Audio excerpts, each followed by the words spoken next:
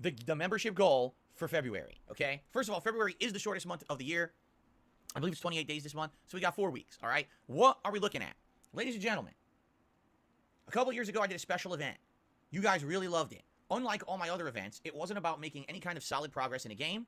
It wasn't a one-off special event that was just kind of a silly thing. It actually was meant to be kind of competitive, all right? But sadly, we never were able to do it again, all right? However, due to recent events and some things that we've been doing, I came to the conclusion that we could do it again, and I had an idea of how to do it, and I'm gonna announce it right now. Ladies and gentlemen, if we hit our monthly members goal of 550 members by the end of the month, meaning if at any point during February we have 550 active channel members on the channel, and I just want to forewarn everyone, we did get a nice large member bomb.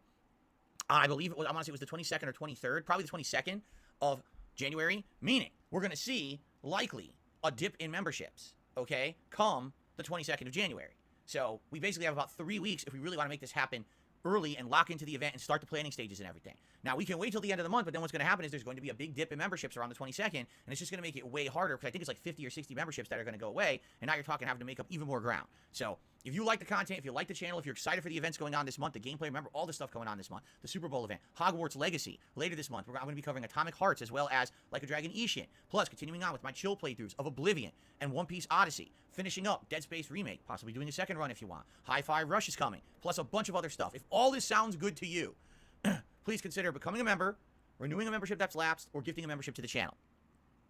Ladies and gentlemen, the members' goal for February 2023 is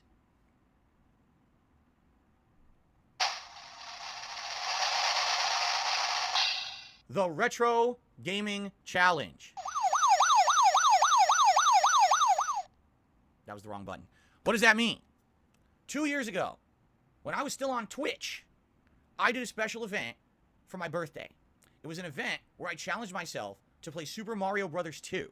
I played this game with a series of challenges involved. For example, can I beat this stage without losing a life? Can I beat it within a certain amount of time?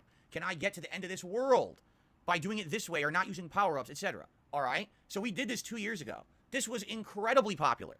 People absolutely loved this event on Twitch. And then I lost my Twitch partnership and we never did anything like that again. Now, you might say, well, why didn't I ever do it again? Because 2 years ago, it was based around channel points. Okay? Now, I haven't had channel points in 2 years because I haven't been on Twitch. What are channel points? If you're a partner on Twitch, all right, people who watch your streams accumulate points for watching.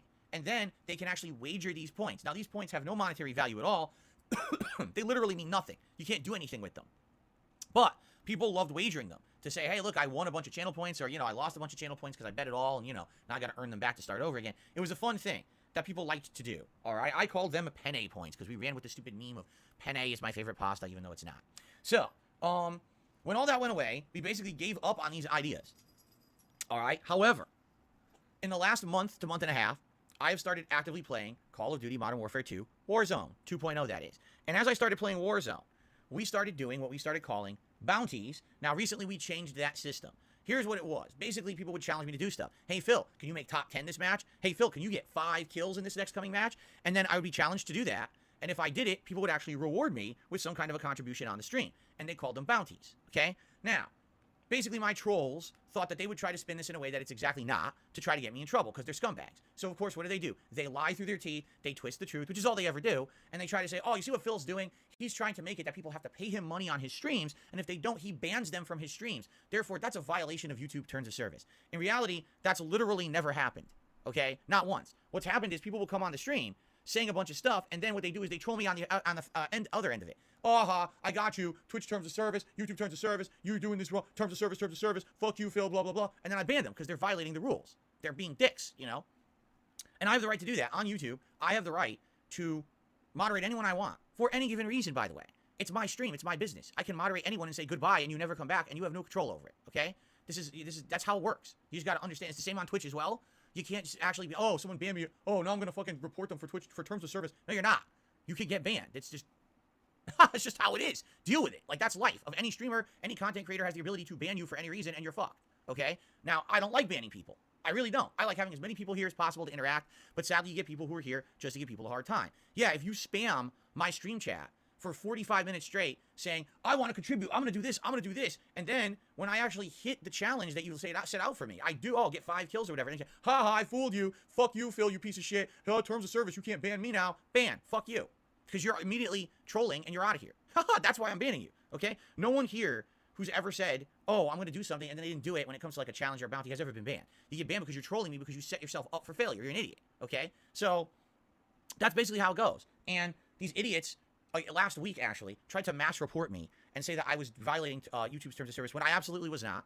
So I said, what we're going to do is we're going to change it up. And so for the last couple of sessions of Call of Duty that I've done, so we're not going to call it bounties anymore, because even the word bounty is going to imply some kind of financial thing, which it's not. It's not the point, okay? So we're going to just call them challenges. And if people challenge me to do a certain kind of performance in Call of Duty, and then if I hit it, great. And if not, well, that's kind of unfortunate. But at least I have a goal to aim for when I play Warzone. And hey, if then people seem like they want to reward me and contribute to the stream to support it, if I hit a challenge, great. But that's of their own volition. It's of their own choice, and they have the free will to do it. And there is absolutely no obligation to do it, okay? So there you go. So the thing is, we don't have Pen A points to wager, which really sucks. I would love if we had Pen A points or channel points to wager. And I can't do anything about that. You know, Twitch did what they did 2 years ago. I'm not going back there. You know, any conscious choice of mine, that's for sure. So basically, what we're going to do in this Retro Games Challenge, here's how it's going to work. First of all, I've already given you a major hint. Does anyone know what the major hint could be of how the Retro Games Challenge is going to be? I'm just going to give everyone like 20 seconds to try to figure it out. Let's see if anyone can figure it out.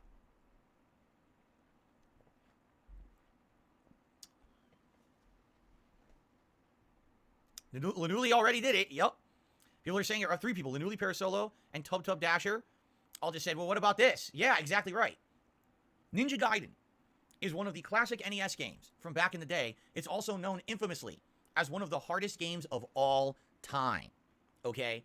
And if you actually go over my 15-year history as a YouTuber, and you go back in the day, and you say, what are some games that Phil has played, but actually games that beat him, games that defeated him, and he never actually beat. This is one of the infamous standouts. I've never beaten Ninja Gaiden 1. I mean, I could beat it by cheating, but I'm talking about a legitimate run-through of the game. I've gotten to the final world, I've gotten to the final boss, but you have to beat the entire final chapter, which is like 3 or 4 stages, and then the final boss all in one life in order to beat Ninja Gaiden.